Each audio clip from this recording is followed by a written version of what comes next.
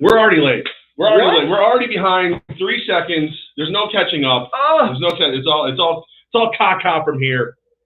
Down is up is down. Cats and dogs living together. Anarchy in the streets. Levack and Goz back. No, that's very fucking we're live from the Empire office today because it is game day, and poor Ben is locked out. The intern is locked out. Can we swing the camera around? Hang on, I'm gonna swing it around. I'm gonna let him in and unlock the door. The intern is locked out. Look at this. This is the stuff you get on Levack and Goz on podcasting. Poor Ben, the intern, is locked out. Ben. Our show starts. There you go, Ben. Come on in, Ben. Ben, there's a podcast going on right now. How dare you? Look at this man.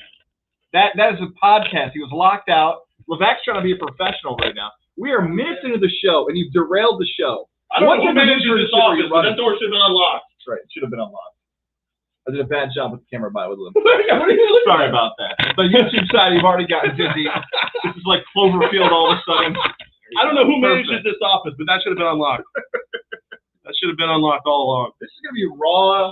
Like, Levack, I'm in the lion's den right now. This is your element. This is your new job right now. And we're not pausing it at any time during the show. Can't. We got game day going on, man, and I'm tangled in wires now. It's ridiculous. Yeah, so we're live at the Empire offices. We're taking on a Jersey flight today. It is going to be a great game for us, not for them so much. You don't have to be quiet. No, you come in here. This is way better to look at than us. Yes. The emphasis are here. I get to hate my job so much. Why I have to be around these beautiful women all the time. Yeah, so Jersey flight, 7 o'clock, tickets still available. Move the block party inside because of the threat of inclement weather. And right now it's just hot as balls out. Yeah.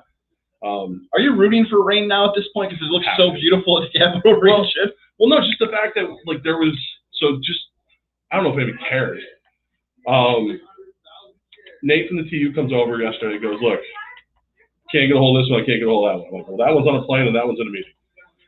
We want to move the block party inside. And I go, okay, why? Well, we're getting threats of this, this, and this. I'm like, all right, do it. Well, what happens if Mike and Ron are unhappy? I'm like, well, if they need a pound of flesh, I got plenty extra. So he's like, you don't have to be quiet, Alex. Hey, come on in, Alex. There you are. Yeah. Awkwardly walk. Yeah. There you are. That's what I love. You said, like, all these guys are like always running wild, doing crazy stuff. You put a camera and the microphone in there, everybody's like, nobody breathes. So yeah, so here we are, second show. So the first show I thought was a success. You couldn't see us at all because our buddy Chad at the Hideaway made us turn the whole thing around and face the sun. So second one, I'm gonna try not to suck as bad as I did in the last one, but as Goz just told you, I'm gonna be extremely distracted running this on. Yes, and the best part about this is that I think the show will go well too. I want to hook up your phone, which is right here. Your system you've got set up. There's a chance that you might get a call during the show to do something for your actual real job, although this is in some ways a job in the way you want to look at it, depending on how you describe jobs, that you might get a call where you got to do something. I kind of want to patch up whoever's working for the Empire, whoever's in your life right now, onto the show. We have to be careful, is what we've been told. I'm a little nervous because game day is always a different kind of conversation. Ethan, come over here. Say hi, Ethan. By the way, right there. So if you need to buy tickets, call Ethan. That's who you call. Ethan's going to hook you up with the tickets. What's the number? 518-714-2200 at extension 2. There you go. All right. He'll get you tickets. The deuce. All right. So game day. So you never know what the conversation is going to be. We get the Dion Lewis meet and greet. You can sign up to win that. You're winning that at the block party. There's a decent chance someone's going to call up and swear at me for nothing. You just really don't know. You just don't know what's going to happen on game day. Should I explain why I'm wearing a nerd shirt? Like I work at Smart Tech from 40-Year-Olds Virgin. Should I explain why I'm dressed like this while you look cool with all the Albany Empire gear and I look like this? I just assumed that you were going door to door and seeing if everybody accepted Jesus Christ into their life. I didn't know there was another reason besides the. I don't get the short sleeve. What made you go? All right, why are you wearing it first? I'm wearing a short sleeve, nice dress shirt because I'm not on camera, but I technically am on camera, so I'm part of the Albany Empire YouTube broadcast against the Jersey flight, which you can also see if you're watching on YouTube. John Kane, one of our owners, walking around. There he is, yeah. You can just type in Albany Empire on YouTube, feed will pop up, number 1. I'll be a part of the broadcast crew, but they don't have what's called glamour shots, they're called, right? When they feed. Of you? Yeah, of me and Andrew Santillo. So I'm like, all right, I'm on the television broadcast, but they're not going to show me. So I'm like, all right, I'm not going to wear a long sleeve dress shirt because I'm going to sweat. I've accepted the sweat. So I've decided to look like an idiot. I have a dress code. What, you're going to sweat less because you're missing like a foot of fabric? Yes. That's where my most sweat condenses. In your forearms? In your forearms is where your most sweat condenses? That's a lot of hair in my forearms. That is, like, just bleach the hair so you're wearing a full sleeve. That'd be great. Yeah, so as you mentioned, though, you can watch the game on YouTube, but you should come here because we are open. You got to wear a mask if you are not fully vaccinated. But aside from that, we're not stopping at the door to check for vaccine cards. We're not stopping at the door to check for the negative test. We're getting you in. We're getting you your seat. We're gonna have a great time. We're gonna take on the Jersey Flight tonight. Ready for it. What else? What else we want to do? Talk to me. Talk to me, brother. What's up? How up? about we do this? Why don't we do the list out of the gate? Because the list got some nice feedback. A lot of topics we got to cover. How about we do the list right out of the gate? The things that are going on in the sports world. All right. You tell them. I'm looking at the list that you set up, and I don't know what to do. Okay. I thought you were gonna do the. You just made the list. You just made the list. Sorry. Yeah. If you listened on our audio side last time, I just edited that in, so we're idiots again, anyway. Let's talk about baseball. Shohei Ohtani, your guy, Levack, your dear, dear pal, Shohei Ohtani, more like strike out a latte. Am I right? Price is Right sound? Oh, man. There you go. Shohei Ohtani was supposed to be... Every time you hit the table, the camera goes flying. It's a weird earthquake in the camera. Levack was not, or was, the star of the Home Run Derby and All-Star game this past week, a player that you've continued to call a circus freak. Well, look, less of a circus freak, thanks to the fact that he is actually playing both pitching and playing the field and everything. I like, if you're gonna bill yourself as such a thing, be such a thing. So less of a circus freak. But I hate him even more now because he's done something that's made it impossible to hate him. So he got $150,000 appearance fee for everything he did, Home Run Derby, right? Gave it to the Angels staff. Gave it to the media people and stuff that work for the Angels. Oh man! So every time like the vendors, the ticket. No, people? I think like the PR people and stuff. Like one of the like basically would be us of that organization. I've always said I love Shohei. Right. I mean, if you want to send some over here, he can come on the podcast and send us money. I have no problem with that. All good. Yeah, like I'd like Tommy Grady, Malachi Jones, Darius Prince. Make everybody to take note that should they win the National League Championship and get some form of bonus, which I don't even know if that's a thing, they should give that to us. I think. Fair. I mean, if it works, if it's good enough for Shohei Ohtani, it should be good enough for Tom. You worked us into the way to find a ring for the last championship, so maybe we can do another ring again. Yeah. I'm definitely getting a ring this year. I'm telling you that right now. I was a little frustrated by Ohtani becoming the spotlight of the whole thing for two reasons. He didn't win.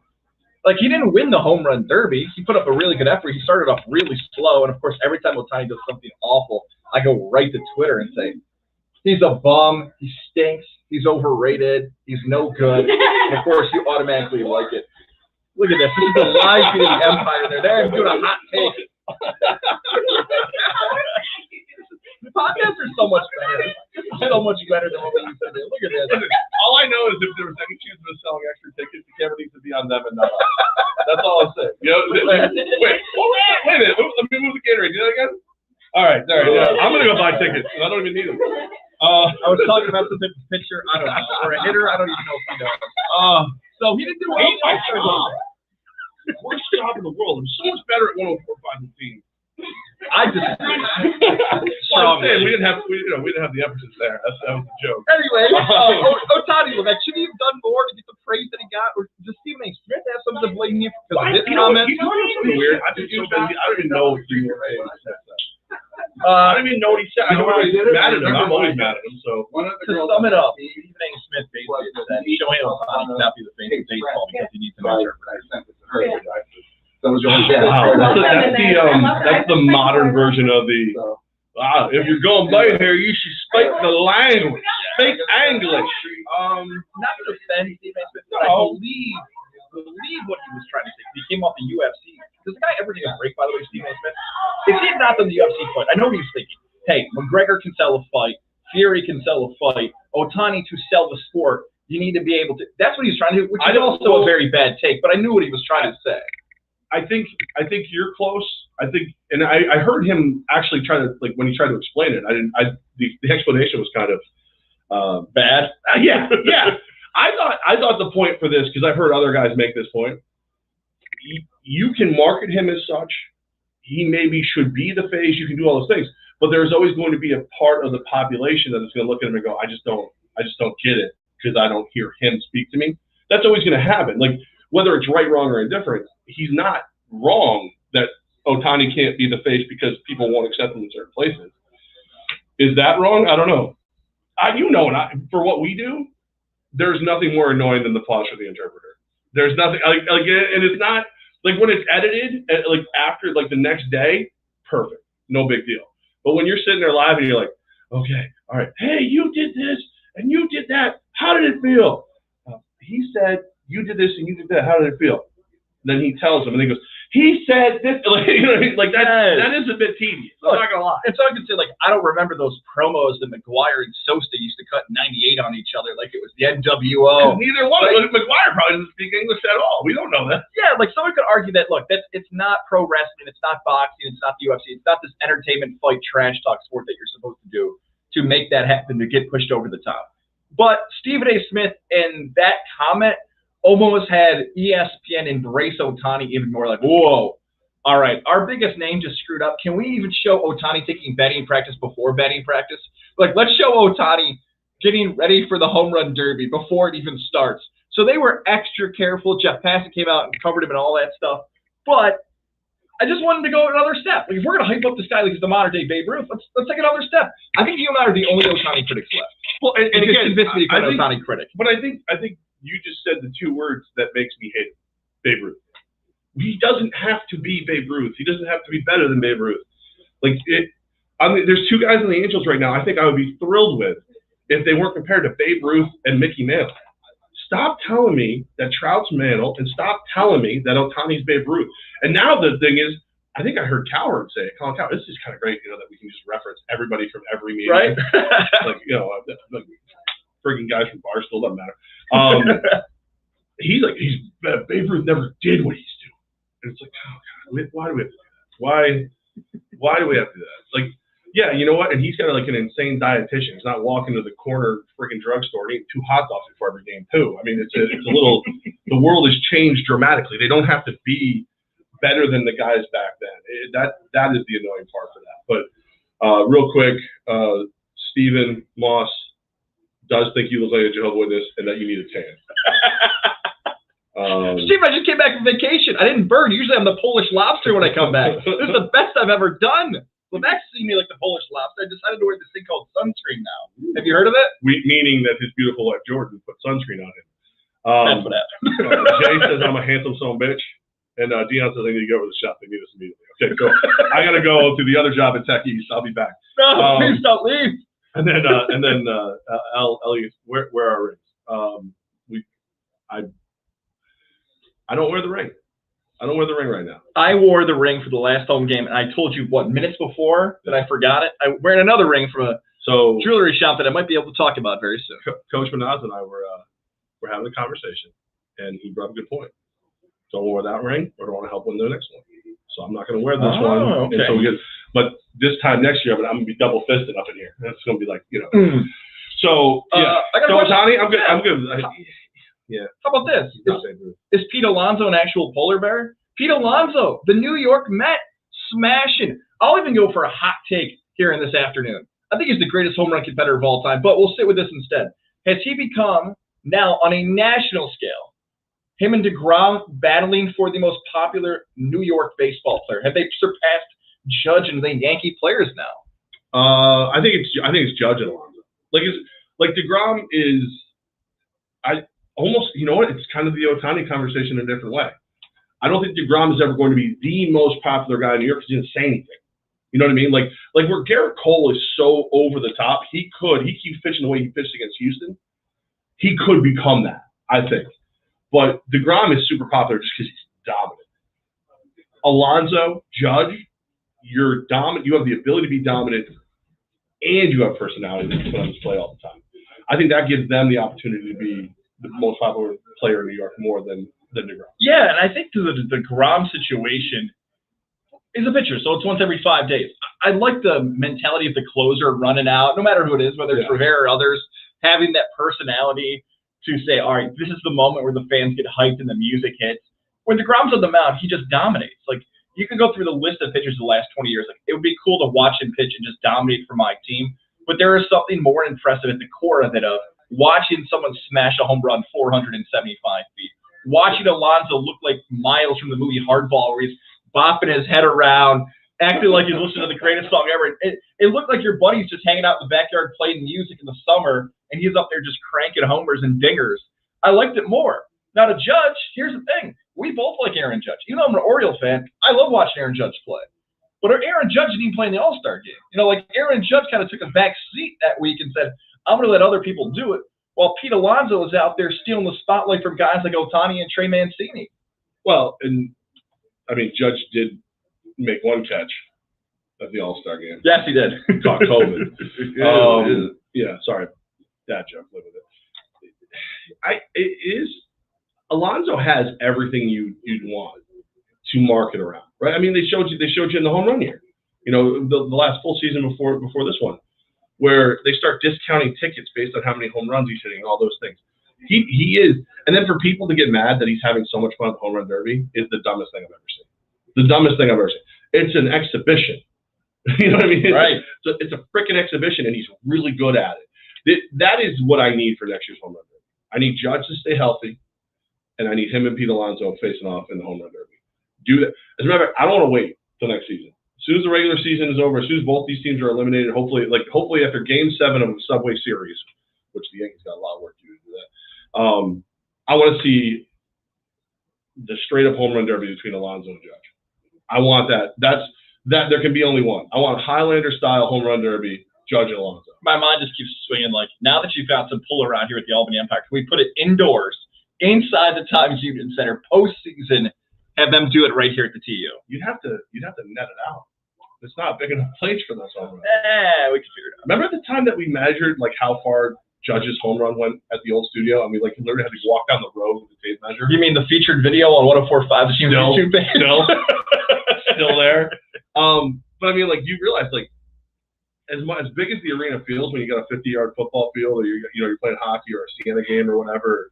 Ultimately we'll have lacrosse here as well. A home run, you need 4 of these, and you need a roof off the top. It's such an amazing thing when you see them turn on a ball that's coming out of 90+ miles per hour. They can see a little red dot on how the seams are moving because of this, and they put it over the wall. It's probably the thing that is the most impressive to me that I've always wanted to do. Like, when you're in your backyard as a kid, I don't know a ton of people who are trying to throw the final strikeout, but I know everybody who's hit the final home run. Yes, there's these things like, okay, the buzzer beater in basketball, the goals in either soccer or hockey, the touchdown in football, but a home run, like, universally. If you're playing football, a lineman's probably not getting into the end zone. If you play goal, you're probably not scoring the goals and all that other stuff. Universally, people can hit a home run, like you just said. That is a great feeling. And being the best at something that everybody can do from 5 years old to 35 if you're in the men's slow pitch softball league, that is a cool thing to brag about and have happen. The NBA Finals are going on. Whether some people realize it or not, it is Game 5 tonight. The Milwaukee Bucks and the Phoenix Suns tied up 2 apiece. I think I asked them there, is the Sun undefeated? It still is undefeated, because guess what?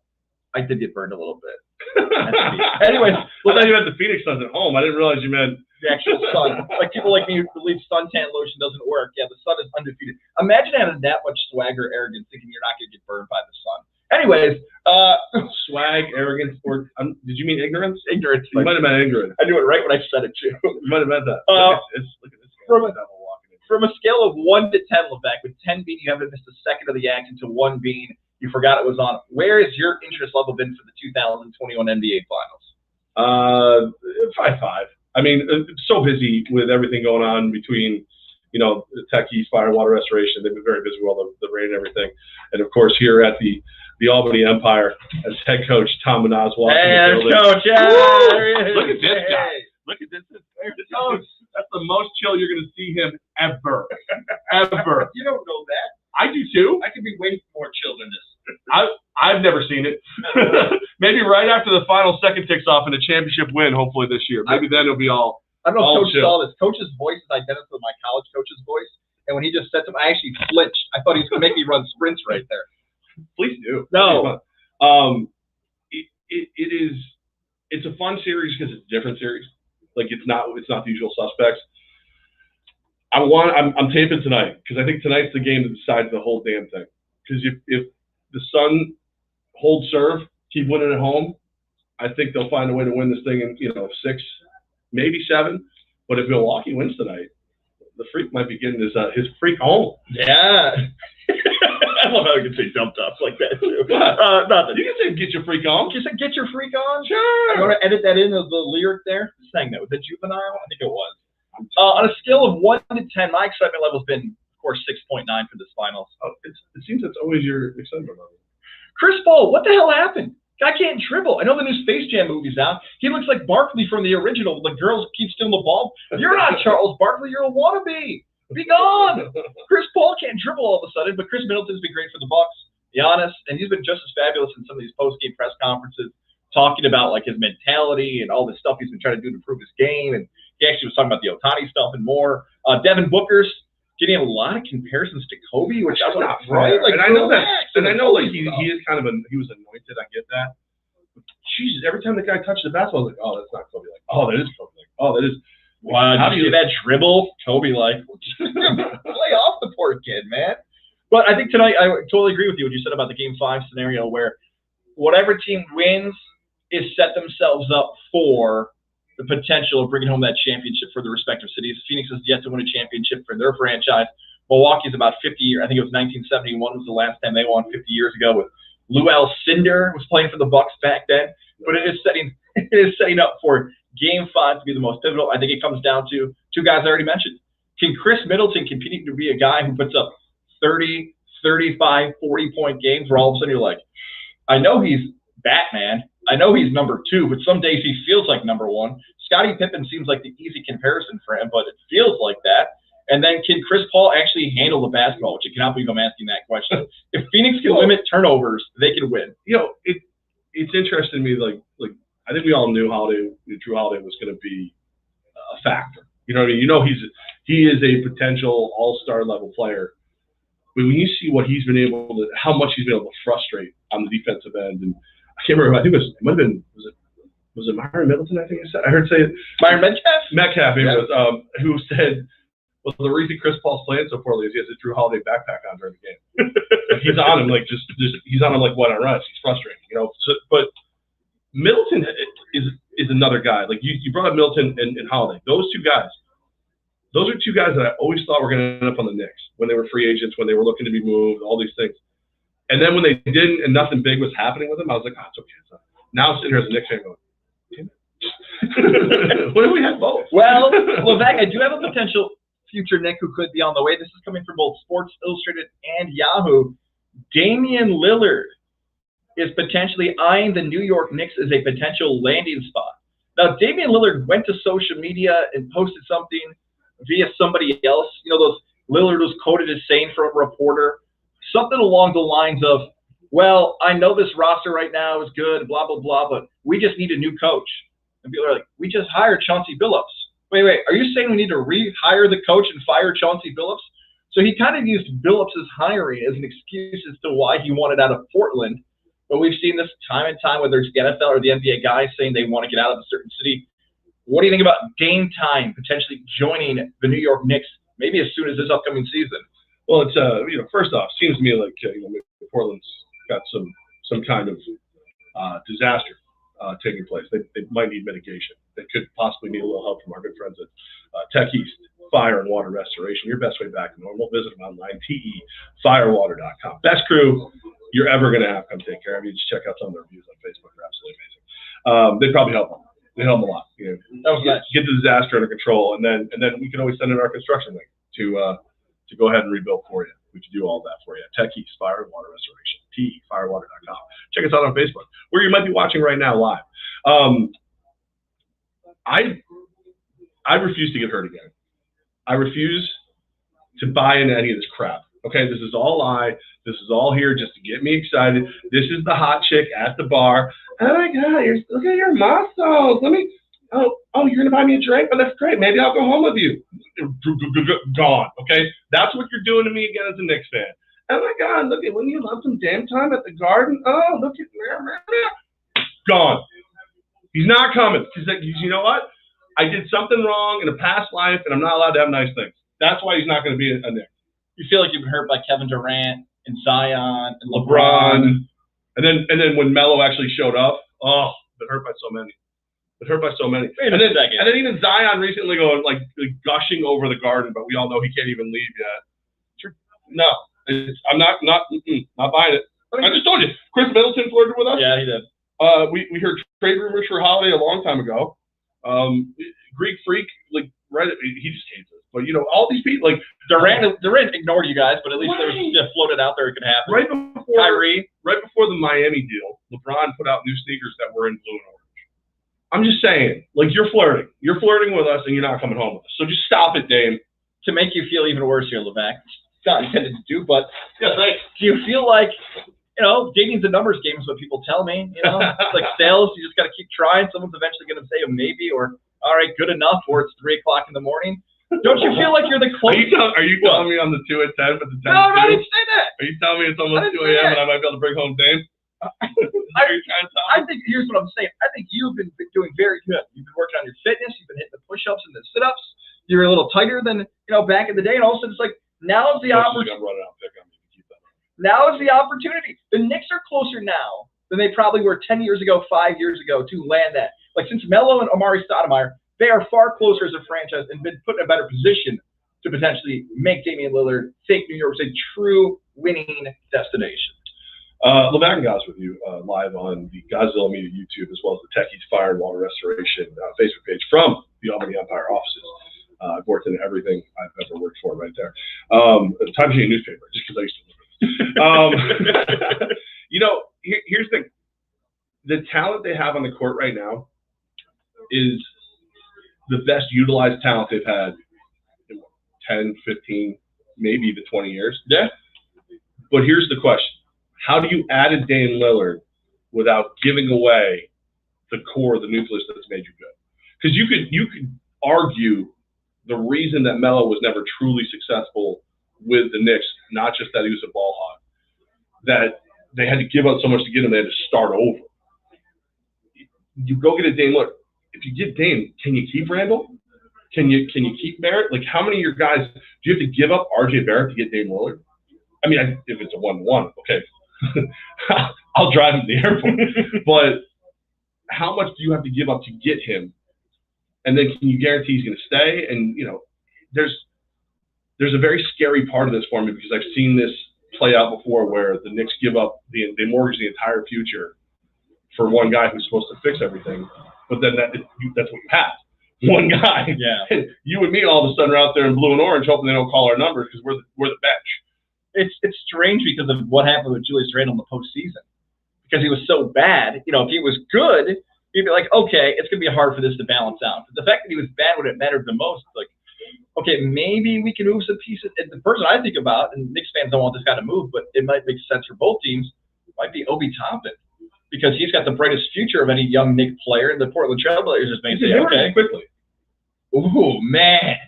Quickly's played better than a lot of people. Quickly overachieved. Obi underachieved. Yeah. But the reason Obi underachieved is Julius Randle became what you always hoped he would be. And he's played some injuries too. Yeah. Well, and I almost discount Julius Randle not showing up in the playoffs this year. Ooh, why's that? Because it was the first time he's been the man in a playoff situation, and it was the first time he played that many minutes and everything. Like, I was shocked that didn't become the narrative that. Oh, of course Randall's not playing that well. We told you that Tibbs was going to run him into the dirt, and he did. Like, I was shocked that didn't become the overwhelming narrative right away. He just didn't look right. I think it's one of those things, like, you can't prepare for that. Basically, Shohei Ohtani. Yeah. You can't prepare to be the guy who's in the home run derby and starting the All-Star game because how do you get ready for that? I never thought of it like you just said it because what keeps popping in my mind is after the Knicks won that playoff game against the Hawks, their first playoff win in so many years. And I'm sure you might have seen this video of the Knicks fans acting like they had just won the championship and they're heckling the poor Herder family walking out of the Garden. of Kevin Herter. For those who are listening outside of the Capital Region, an Albany guy who's playing for the Hawks, Kevin Herter, of course. Yeah, like he. Yes, Malachi Jones is calling you. Okay, I gotta tell him like right away. Okay, I got. This is wide receiver for the I'm Empire. a little nervous. There you go. Hey, Malachi, you're on the podcast. What's up, Malachi Jones? There he is. You want to say hi to everybody real quick, and then I'll take it. Can you tell us what's going on? Do you need something?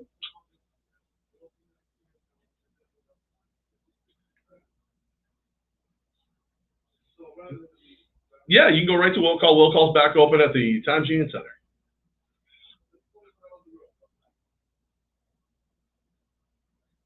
All right. Let me. Do you guys have Radar's number? Because I'm just going to forward it over to Radar anyway. I'll send you Radar's number.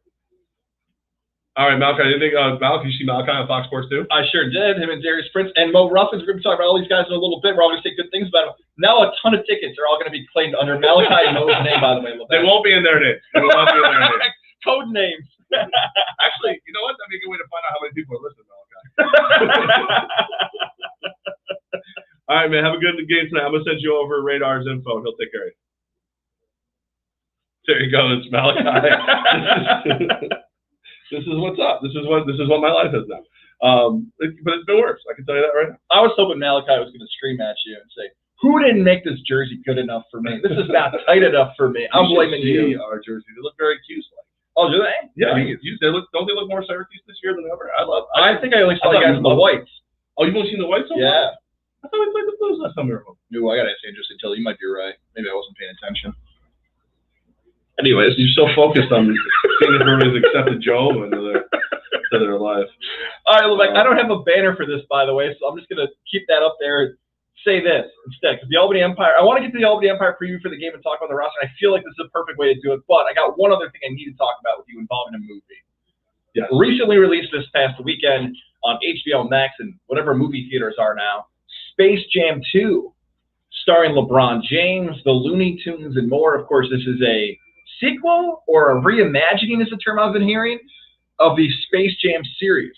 Levack, do you have any interest in watching the sports movie Space Jam 2? I started watching it this morning, actually. Oh, really? It didn't make me keep watching it. You know what I mean? Like it was on HBO Max. I think HBO Max, yeah. You talk about not paying attention, so I'm just like, and then I just start watching it. I'm on my way. It looks okay. It makes fun of itself a little bit, but I don't know. I didn't love it so far. It definitely. I don't think there's any way it could live up to the original. Yeah. Here's the thing with Space Jam 2. I kept saying for years, I'm going to watch it. You and I did this conversation for years because it was rumored for like 2019, and then COVID hit, and then it was 2020, and then 2021. Yeah. Nice job on the banner. You want to read your banner for the audio side? Space Jam or Space Junk? I just gave Radar. I just gave Malachi your number. You get tickets. Yeah. Look, like Space Jam, the original, is not. He's gonna call it Blanca. It's not Citizen Kane or The Godfather. We should do a whole segment on Port Radar. Space Jam was an okay movie. If you're a kid, you'd like it. Like I watched Space Jam when I was like 6 or 7. I watched it as I got older. It's a good movie. It's not going to win an Oscar. That's kind of how Space Jam 2 is. That's it. There is. That's what all Space Jam 2 is. Majority owners. There they are, the owners. Mike Florida and Ron Tradico with us right there. Very good. And you can tell I grew up with Mike. You gave me the one finger South Valley salute. There's the brain trust behind the Albany Empire. Thank God Coach is good at what he does. Will you be finishing the movie? Is it that? It's not as bad. I'll watch it. I mean, okay. Yeah. I'm in no rush. You know, it's weird because when I first started watching Space Jam, the new gen or whatever the hell it is, Next Generation with Captain Picard, I was like, oh man, I probably should wait to watch this with my kid. And I was like, I don't think she's gonna care. And then I was like, wait a minute, I don't know if it's good enough for her to care. Like, so yeah, I'll watch it, but I'm in no rush to watch it. I think I might watch it. I found out very quick as still a very young father and his father think it's movies and board games out the window when you have a kid. Like none. Like my at wife, his age, yeah. Oh, my wife loves, like, if you're hanging out at parties and stuff or just like have family events, she loves busting out board games.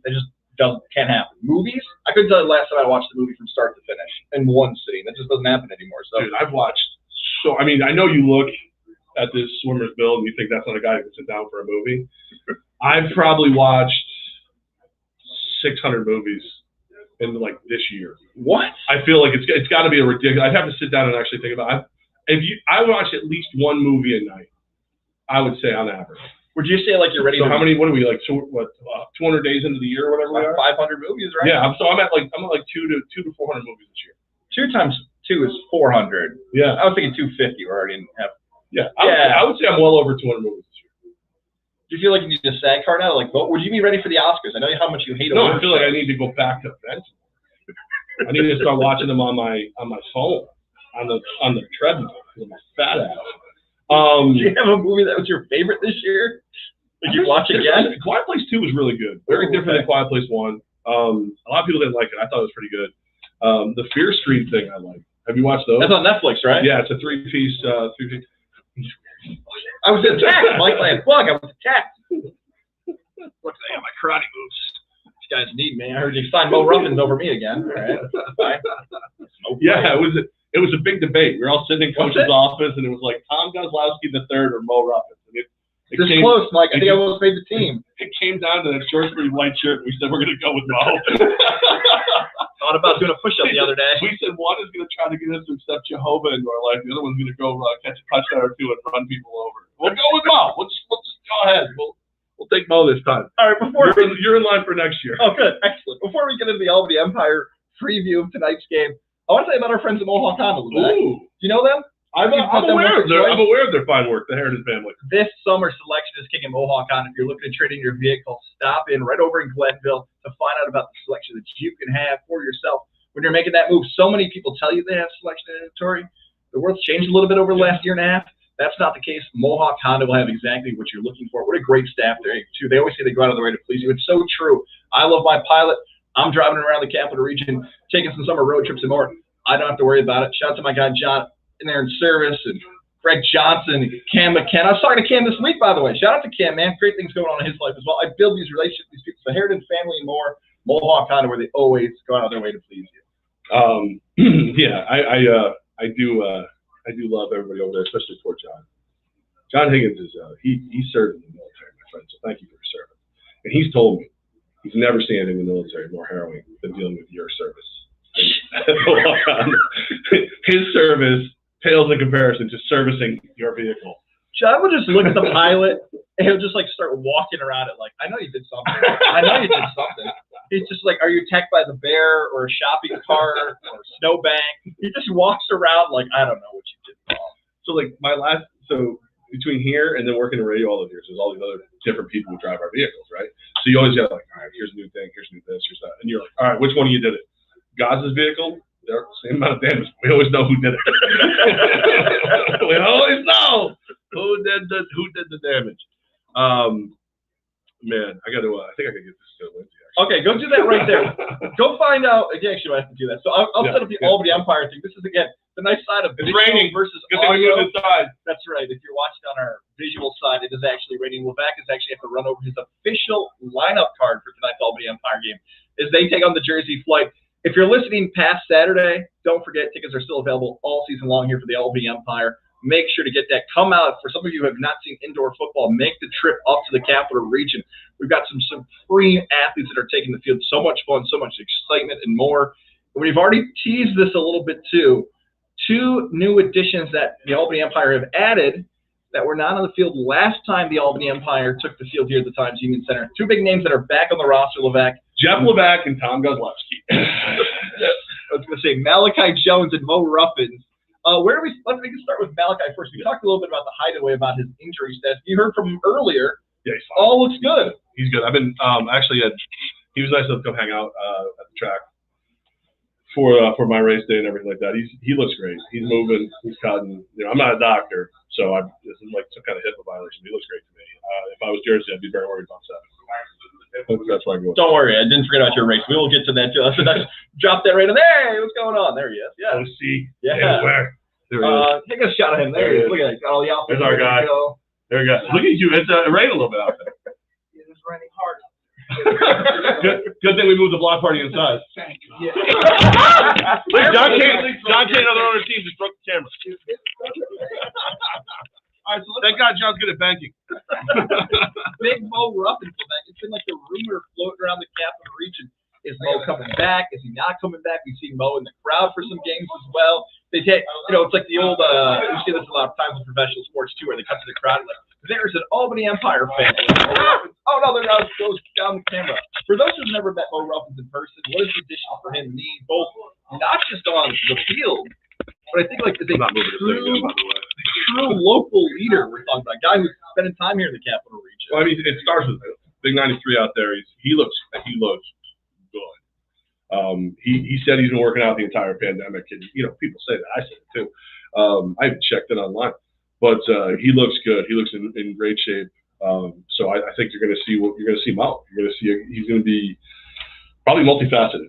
I would expect him to play some O-line, a little tight end action. Might even see him come back. Ooh, couple carries from Mo Ruffin. The Scott report. I like that. Football time here. Go ahead, come on. Could you imagine trying to tackle Mo Ruffins? No.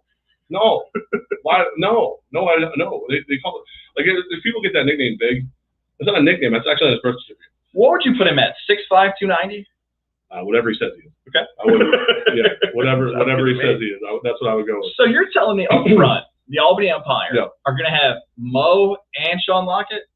Yeah. So Lockett. Yeah. Oh my God. Yeah. And Ruben Josephs and now we're going to have Wayne Bracken Smith. He'd probably come out of the back.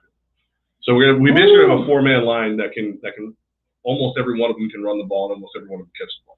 Oh my goodness, the Albany Empire, man. We want to talk about the best in the NAL, and I know, look, the team has lost the game, and we got a little bit of a few bye weeks coming off here, so it's maybe that early part of the game might be rusty like any other team. But when you heard about that scouting report we just gave out right there, and you got one of the all-time greats at quarterback, and Tommy Grady and more, Darius Prince, who can we tell the Darius Prince golf story?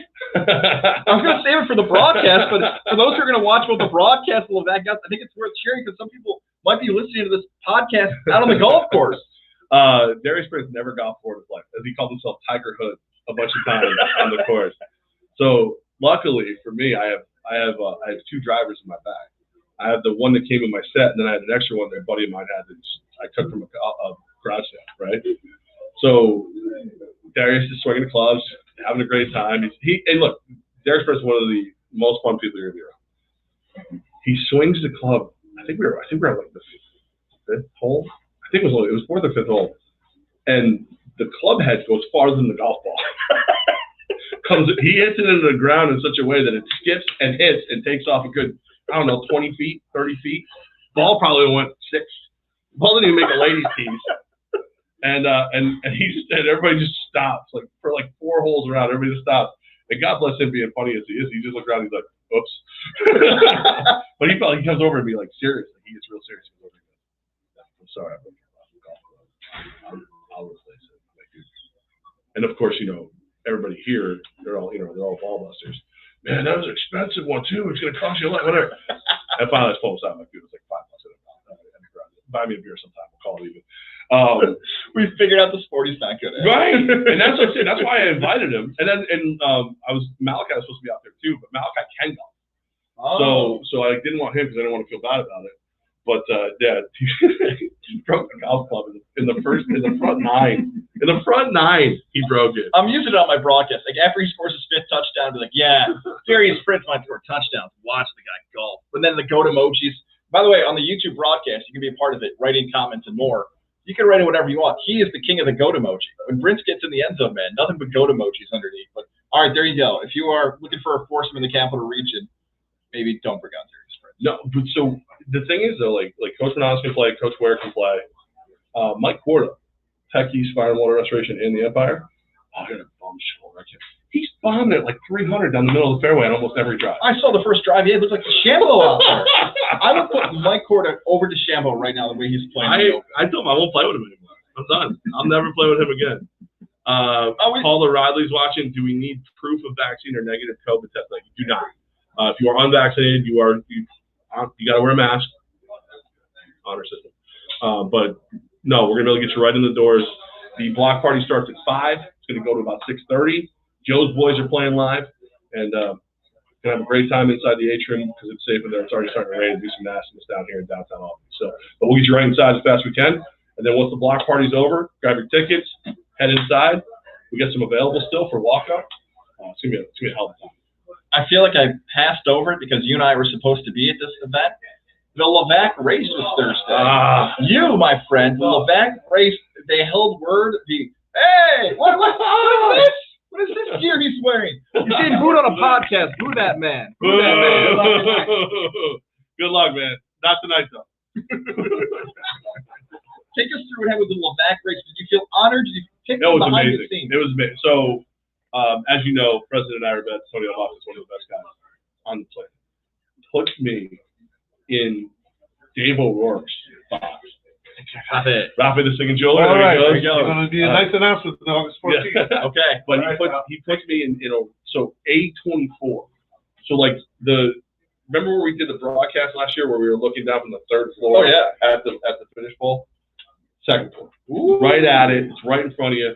A good friend Craig Allen from All Star Wine Spirits is like 4 boxes behind me.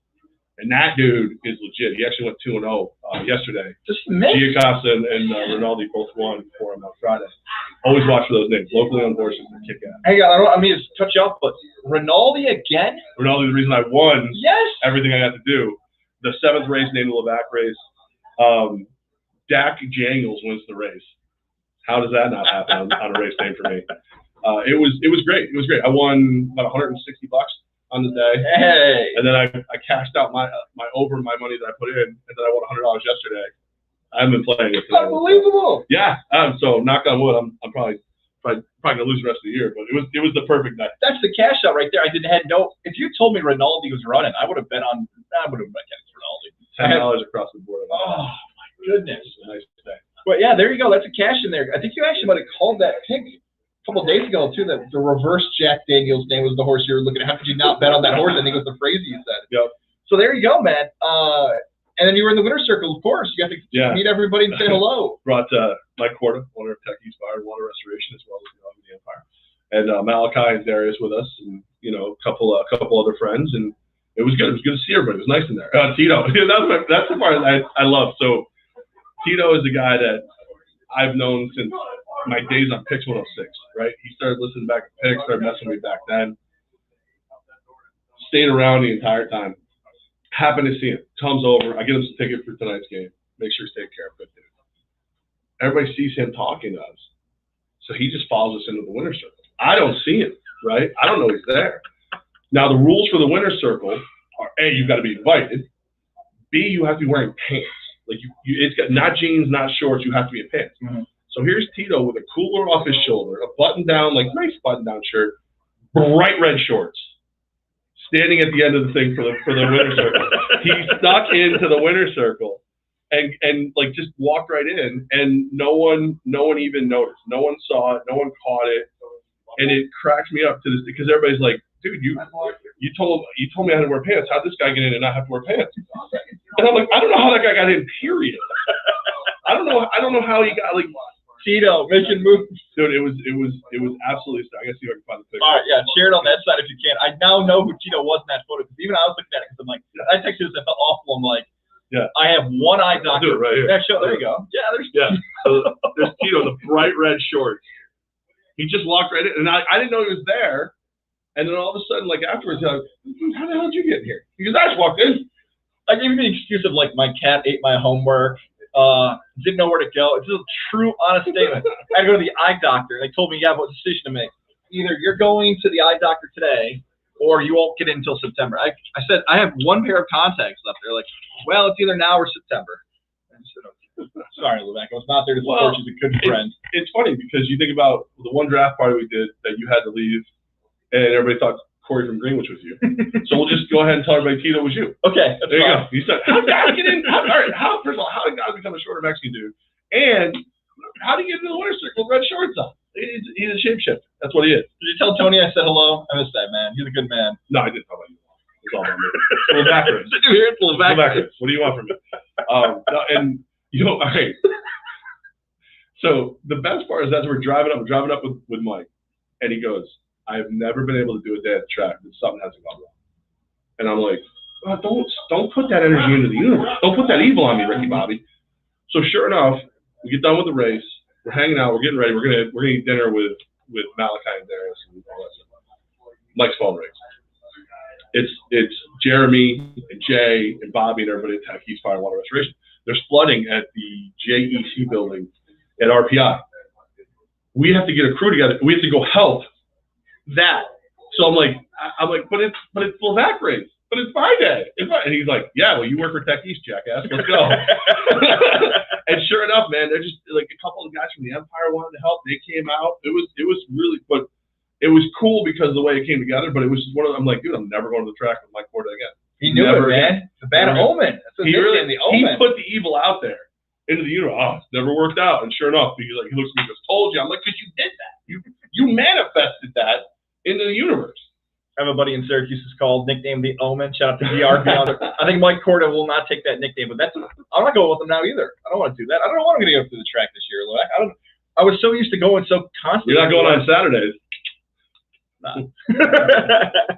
I don't know, but hopefully it'll be a good season for everybody who heads out there and everything else. Speaking about bad karma, bad juju, whatever you want to use the term on, I have to transition to your Yankees. We have not touched on the Yankees Red Sox yet. If you still want it, I don't even know how your feelings are for this Bronx Bomber team.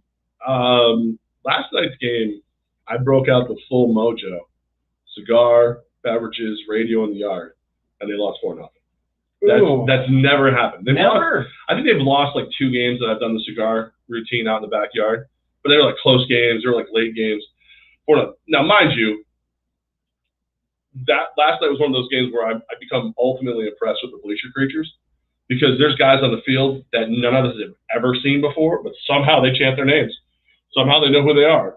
Timmy LaCastro. Yeah, I think that's right, LaCastro. Yeah. LaCastro wasn't even in it. Like he wasn't even like he was. I mean, he was early, and then whatever. But it was a tough loss. But here's the worst part, right? It's almost become okay. Like you're almost like as a Yankee fan, I'm almost used to them losing at this point. Levack, that's the worst of the worst.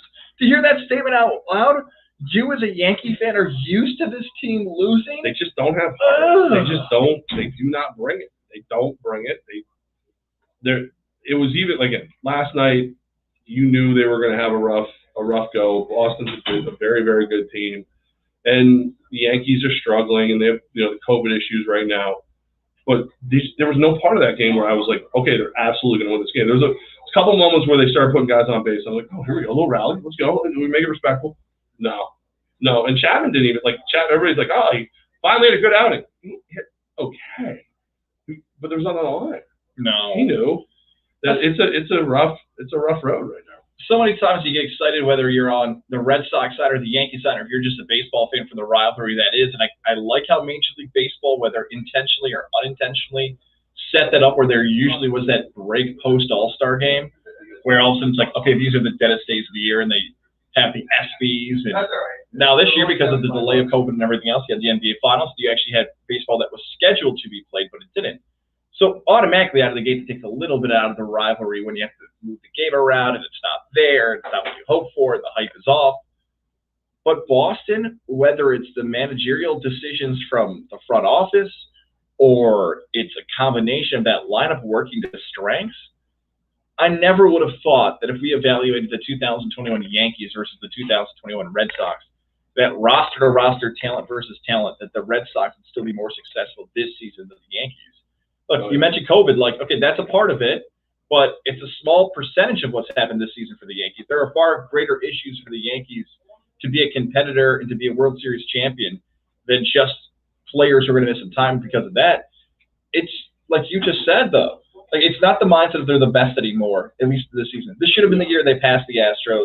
The White Sox should have been competition, and they should have been running away with the division with still, even though the Rays are a really good team, I think internationally and nationally, people struggle to know who the best players are on the Rays. That happens every single year. But the Rays are a team, and they play smart baseball. But the Blue Jays are coming alive too, which is a little scary. But the Red Sox were not supposed to make the leap they made. But again, all right, here's a problem. I got tonight's lineup, right? Leading off, third base, DJ LeMahieu. Okay, all right, cool, good. Urshela's in there. Stanton's DHing and batting second. There's two things about that I take umbrage with. One, he should be batting a little lower in the order, in my opinion. And 2, why the hell is he in the outfield? I got an outfield for the Yankees tonight of Brett Gardner in center, of LeCastro in left, and Greg Allen in right field. Greg Allen. Yeah, all one in spirit. Yeah. Right? No, it's Craig. Oh, sorry. No, but Craig might be out there. They might call him in. Like, why is that? That's your go-to? Like here's the thing. When you go on ESPN, half the guys in the Yankees outfield are not wearing Yankees hats because they don't have pictures of them. Like, you're still wearing like Cleveland, Arizona. You know, the lineup doesn't even have Yankee gear on because they're not here yet. Let me see that picture of Greg Allen again. I actually think that was Craig Allen. That's him right there. No, it's actually not him. The wrong. If someone told me Greg Allen was an actual fake player you just made up off the top of your head right now during the podcast, I would have believed you. And this is the difference too. All right, so 28-year-old Greg Allen is going to be in the outfield tonight, starting the outfield for the Yankees against Boston. This is a couple of years ago. There goes Darius Prince right there. This is a couple of years ago. He would hit 3 for 4 with a home run. You know, they couldn't miss on these guys. This year, these guys they're bringing in, it's like they've gone through the magic well one too many times. And this team just isn't getting it done. And the stars aren't getting it done. Even with those guys in there, having Stanton, having LeMahieu, all those guys, you should be able to put 3-4 runs on the board. I don't care how good the other pitcher is. I think with LeCastro, too, upstate New York guy, Auburn High School zone, covered him at the NYCBL. He played for the Syracuse Junior Chiefs. A D3 kid, shot to Ithaca College. Yeah. So, all that being said, he bats 180.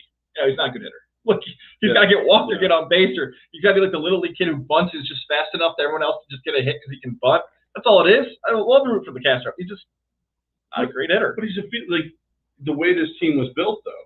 You would think all you would need him to do is play solid defense, and if he should happen to get make the pitcher throw 4 or 5 extra pitches. You know, have a good eye up there. I don't even need you to hit and play. Help me burn the pitcher and play good defense. I should get runs out of everyone else. They're not doing it. It's a weird team this year.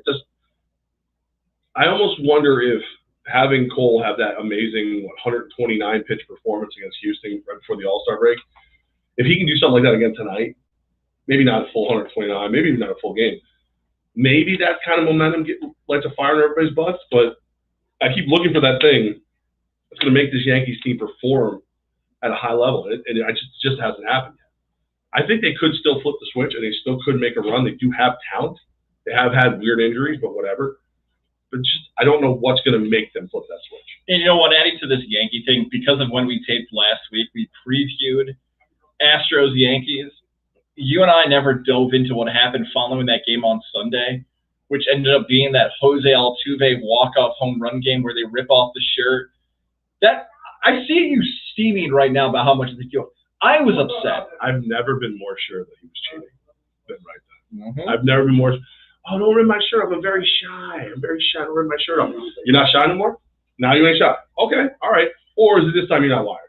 Like, that was the time. There's been so many times I'm like, it seems a little conspiracy theory tinfoil hat to think he's actually wearing that thing. Now when it's okay that you do it, just because now you're going to taunt, believe you. Yeah. You were cheating. And you go back and forth and say, like, okay, maybe Judge started it because he did the jersey tap first and they went back and forth. Yeah. It doesn't matter in the end because it is so obvious. You thought you were going to be cool because they ripped the shirt off. The tattoo that was originally claimed, right? Like, oh, my wife doesn't like that. I don't know where it is. Right. It's so small you can never see it on camera. Right. Still in the other jersey. I'm totally with you on the take about them being wired. It's so obvious at this point that he was wired when he hit that home run in the playoffs years ago. Altuve, we're talking about that. Look, the Astros have been punished. People have faced whatever it was.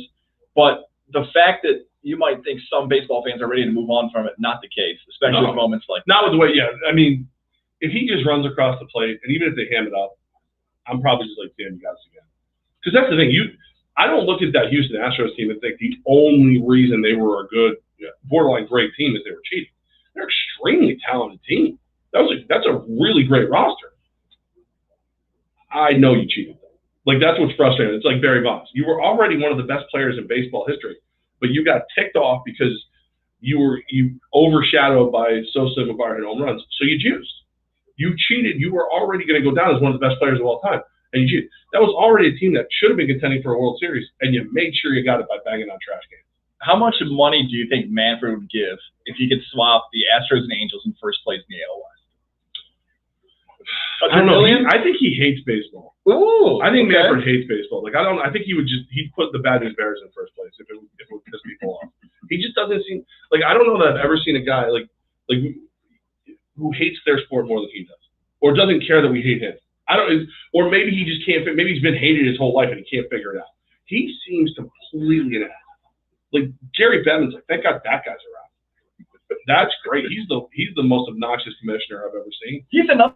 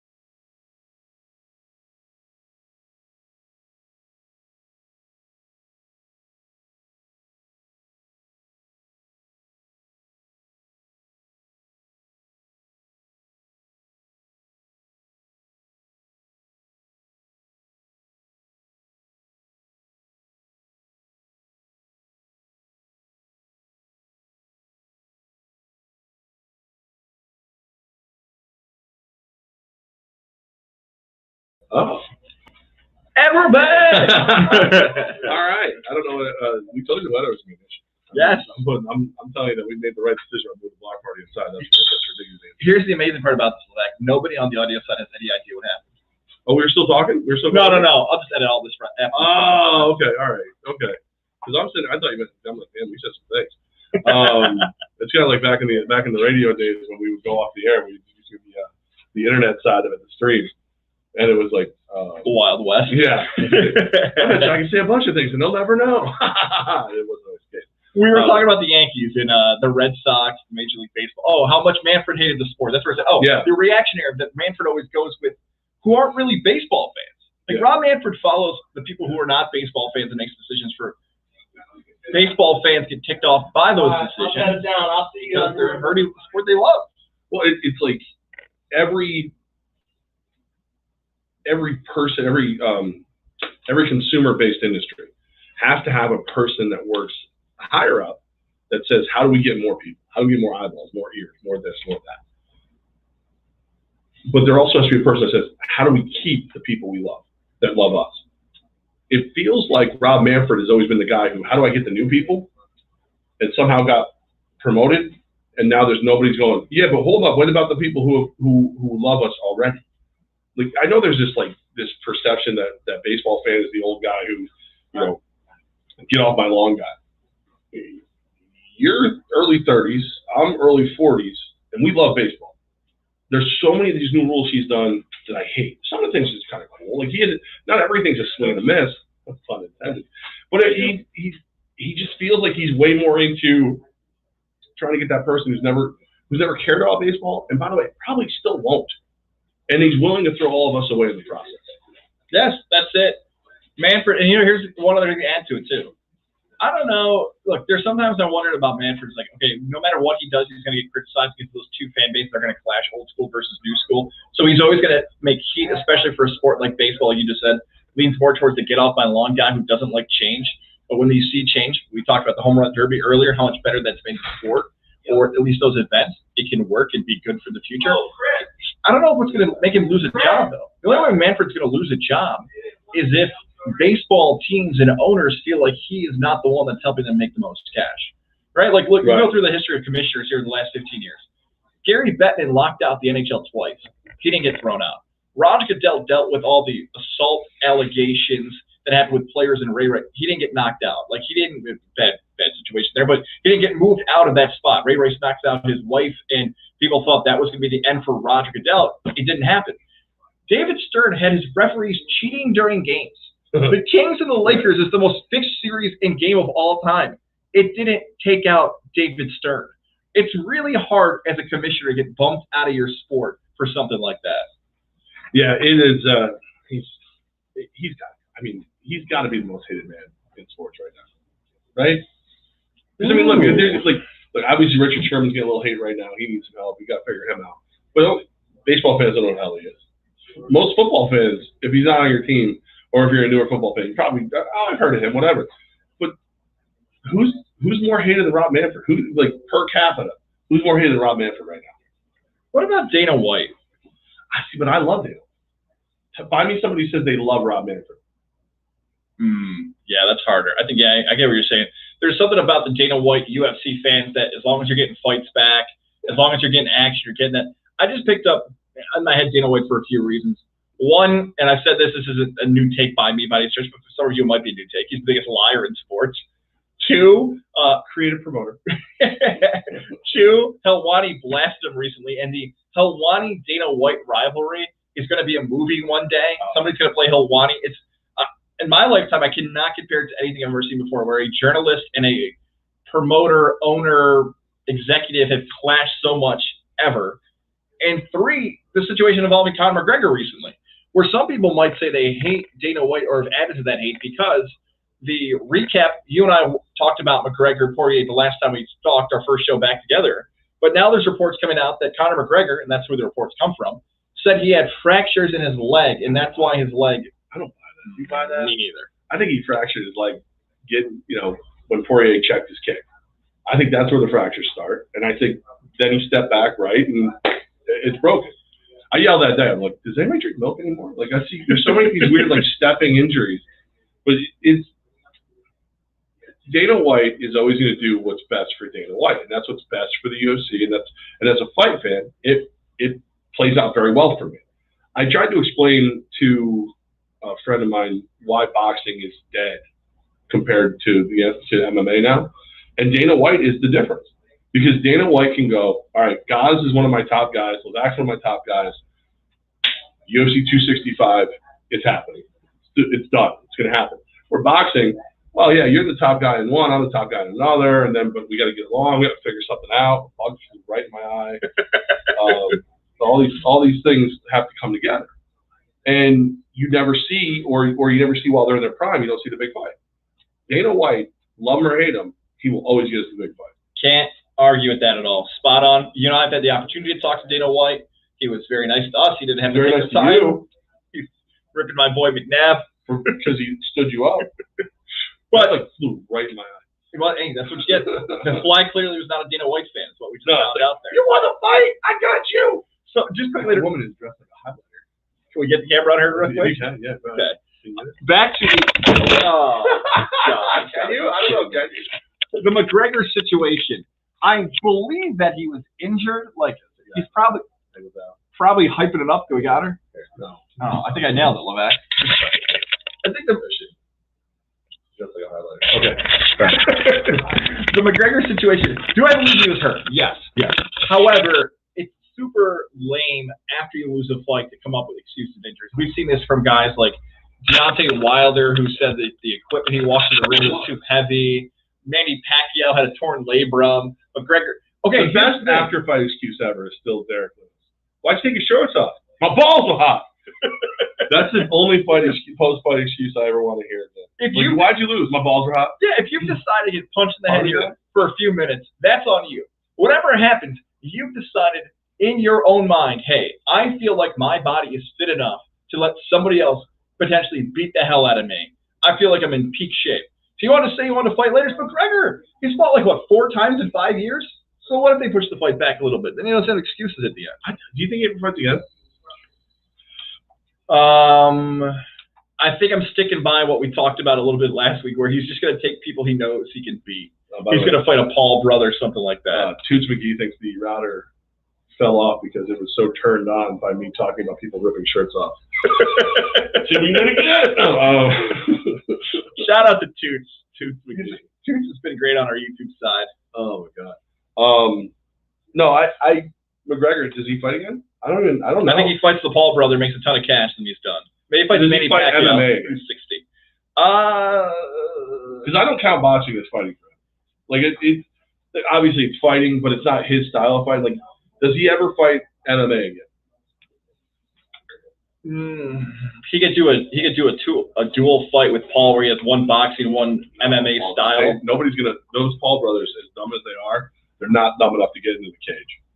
They'll never fight MMA. I'll say he fights one more time in the UFC, but he beats, like, basically it's the old stretching the tomato can. Like, you fight somebody who's clearly going to destroy. Like, what's left of Diaz at this point? Like, Diaz is still a tough son of a gun, but you get a good shot and he's going to cut open and you're going to take him down. Mm-hmm. Somebody like that, yeah. But does that even count as fighting? Like, he's never going to be a title contender again, right? Because he would have to come back, beat Poirier in like a year. Should be a title contender ever again. I don't think they give him a title. If Dana White said, we think McGregor gets a title shot after 2 defeats, he will have, I'm not even joking about this, he will have a mutiny on his hands. So he would have to beat Poirier. Well, if Poirier had the belt, I bet you that's the only way he'd get away with it. To get you the 4th, which is kind of the 3rd Poirier McGregor. Here's the thing with the UFC fighters, where they really would, and maybe Dana White would say, I don't care if you guys aren't making me money like McGregor, I don't care what you think. Remember, the UFC fighters never got a cut of that Reebok deal. You know, everyone's got to wear Reebok. What they used to do is and I'm sure some people know this already, but just to recap, they never got a cut of that deal. When they got bought out by Ari Emanuel, a.k.a. the real Ari Gold's company, I think it's WME, something like that, an agency, $3.3 billion. Guess how much the fighters got of that? None. Right. And also, they have a new cryptocurrency deal for $150 million that they've just signed, the biggest cryptocurrency deal ever in the UFC. The fighters, $0. They have their own cryptocurrency? There's some situation where money's flowing in through crypto. I'm not exactly sure of how the crypto deals come together. But what I do know is that the fighters overall are not getting a cut of the business like they believe they should. And at one point, that's going to have to be talked about. Or at one point, the fighters are going to smarten up and say, Dana White is running this company in an effort to make the most money for himself and not for us. How can we change that? Maybe the answer is never, because it's so competitive to get in the UFC. Some guys will say, okay, you don't want to fight here? We'll find somebody else. That's easy. Or they'll do, oh, McGregor's title shot? Okay, we're all going to jump ship and go somewhere else. Bellator, I don't know if Bellator ever takes advantage of that. They're smart enough to do that. I don't think they check them. I don't think they tried. They tried to take guys like Mitrione and Mighty Mouse, stuff like that. And it's never really panned out for them. Ryan Bader's over there. Like, these are guys who were at least contenders or champs with the UFC, but they get over there and no one talks about it. So I don't think there is a way for Bellator at this point to do anything UFC, unless big pockets show up and start helping with a better idea how to do things. I thought you said Big Papa for a second, and I thought, who is Big Papa? Is that Scott Steiner? I'm not sure who that is. Coach Renas. I love it when we call him Big Papa. I was talking to Coach the other day about just random stuff, and he's like, I don't know where you come up with the stuff you come up with, but I'm relatively sure you're going to help. and I said, Coach, I use my powers for good, and he said, whatever, and he walked away from me. He's a smart man. You have a good relationship with Coach. Coach Yeah. still frightens me because he looks like Coach Mike Craig from Hobart. And he's got that, I don't know if it's a Pennsylvania accent that's snuck in there somewhere, or I hear leg or something like that. It scares me. I'm going to run 110s here in a second. Oh, okay. Spent a lot of time in Canada when the Grey Cup as a coach, and he's done. I mean, you think about this. Be afraid of him because he built a roster in 10 days that could have won the championship, and now he's got a roster that could probably beat that roster. be afraid of him because he knows what he's doing, and for whatever reason, he still talks to me. And Coach, remember this: all the broadcasters who question your play calling. I'm not showing. That's right. Here. Oh, there you go. Back of paper. All the question play. Was that? That's Jersey. Okay. Oh, that's Jersey. Oh yeah, we'll show you guys this one then. There you go. That's what. Come get tickets and watch us beat these guys. That's right. That's what I'm saying. Now, Coach, if you hear somebody from the broadcast questioning play caller, remember it's Andrew Santillo who had all the questions about your play calling. Andrew Santillo. That's okay. Listen, if things go like they went in Jersey, your question is going to be, how many can we score? No offense, Light. You guys very talented roster. I wish I knew the guy who helped build that roster. Oh wait, it was Coach. I have a music question for you, Levack, if you don't mind here. Sure. I know you've bumped into many musical people in your day. Darius Rucker's your dear friend. Yeah. That one guy, that little guy from the band who used to drink a lot of vodka. You know the guy I'm talking about, the lead singer. He's got like oh man, I'm going to remember his name now. Sully from Godsmack. Oh, thank you. I knew you'd know it. He drinks Crown. Oh, excuse me. Pardon me. Coach, we'll see you down there. Good luck. He's now the late Biz Markie. Have you ever had run-ins with Biz Markie in your music career? No, I never. Sadly, never. Rest in power, Biz Markie. No, never met him. Never met him. I've definitely drunkenly sang his song. Yeah. Yeah. You got what I need. I'll bomb that thing out, man. Hurt people. I'll hurt your ears. True story. I had to memorize that song word for word when I was a young kid going to summer camp. Knew the whole lyrics to it. I don't think I can do it now that Spurs say, do it, Goz. Yeah. I think I gotta be careful because of the music rights here on YouTube. Oh, is that? Yeah, WWE and music rights shut me down on here. That's so hard too because we've actually had it's so funny because we've had meetings, game day ops meetings where I'll tell the guys and you were the first game you did color on. I'm out there. I'm like, guys, you gotta be really careful with music because YouTube will yank us like you wouldn't believe. And right before the game, they come to you and Andrew and they go, "Hey, you gotta fill the void. You guys gotta talk pretty much nonstop because of the music rights." And a lot of people thought we were being overly cautious, and then an Orlando game got pulled for music rights. It had to be re-edited so they could put it back up. So not us, because the Albany Empire is smart. R.I.P. Biz Markie, man. Yes. What an amazing rapper. The Men in Black, people might remember him from that movie and all his stuff. Yeah, he was an alien in that one. He was, yeah. Spoiler alert, by the way. Yeah, I'm very, very fired up for tonight. Very fired up. Good.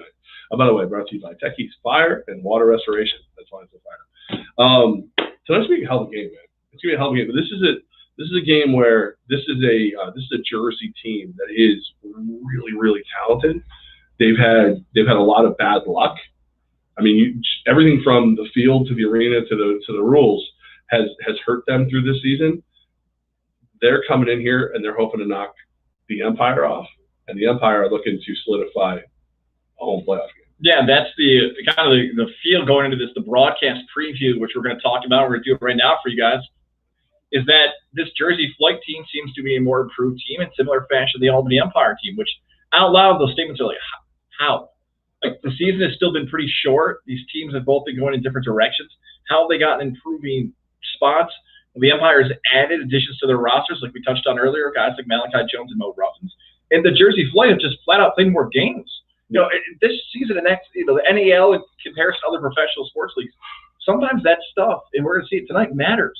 More practice, more reps, more chemistry, especially with a lot of stuff when we talk about indoor football, about timing. Are you going to be in a spot? Are you going to be on the snap count? Are you going to jump the snap count? Are you going to move? That stuff really matters because it's such a quick game. And that's what I look for this.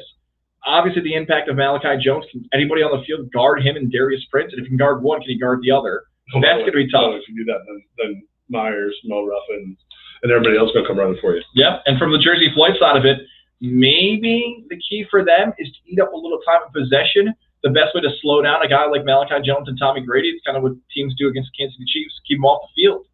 If you can keep them off the field, kind of eat up the clock a little bit, that's the best chance the Jersey Flight have. And do they have the weapons? Guys to watch? Yes. I'll give you some guys to watch for the Jersey Flight. Their quarterback, number 8, Warren Smith Jr. He is one of the leading rushers in the league right now. I think he's right under Derek Ross, who, as you probably read, Derek Ross is not here no more. Leave that there. He's no longer part of the team. Whatever. I could say more. You got to keep an eye on Laughing House, the wide receiver, number 10. He is one of the top receivers in the league. Top 5 because we've got the top 3. Don't forget about Phil Burnett, maybe. And the one to really watch on defense, 55, Sean Daniels. Watch Sean Daniels. That dude can get after it. He is probably in this league right now, physically speaking. He's probably the closest you're going to find to what Joe Sykes was this week. There's guys who play a little better. There's guys whatever. But physically speaking, if you watch the tape from just about any week, you can find one or two where he's taking like a 300-pound offensive lineman and just throwing him across the field and on his way to go to the quarterback. So keep an eye on him tonight as well. All right, you just made my job a lot easier too. That's what I do. It was one of the first days this week when they made me office manager or ops guy. I don't know what the hell I am. I think I'm director of something. Whatever gets the most work out of me on a daily basis.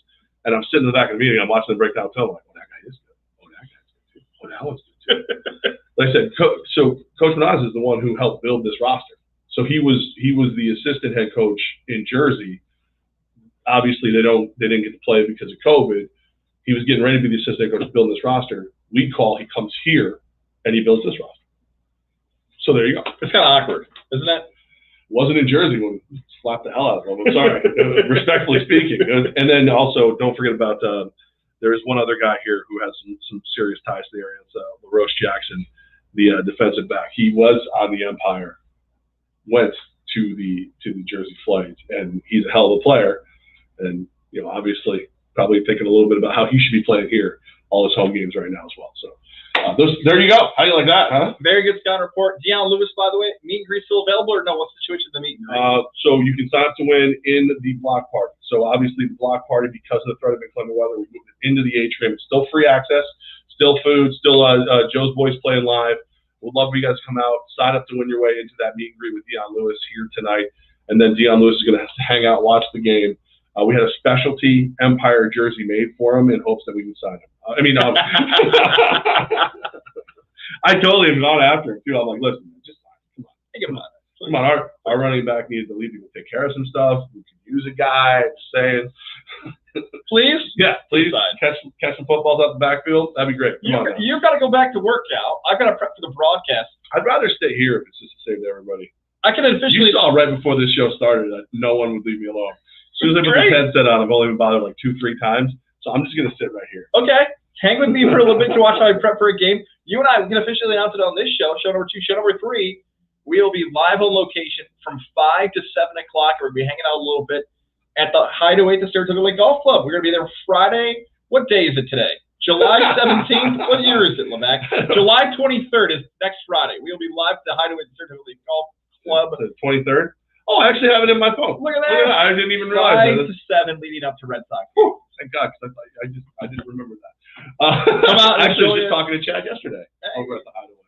A couple of guys want to go back to Saratoga Golf Club because they like it so much. Hey, nice. Great course. Not for me, I suck, but it's a great course for anyone who likes golf.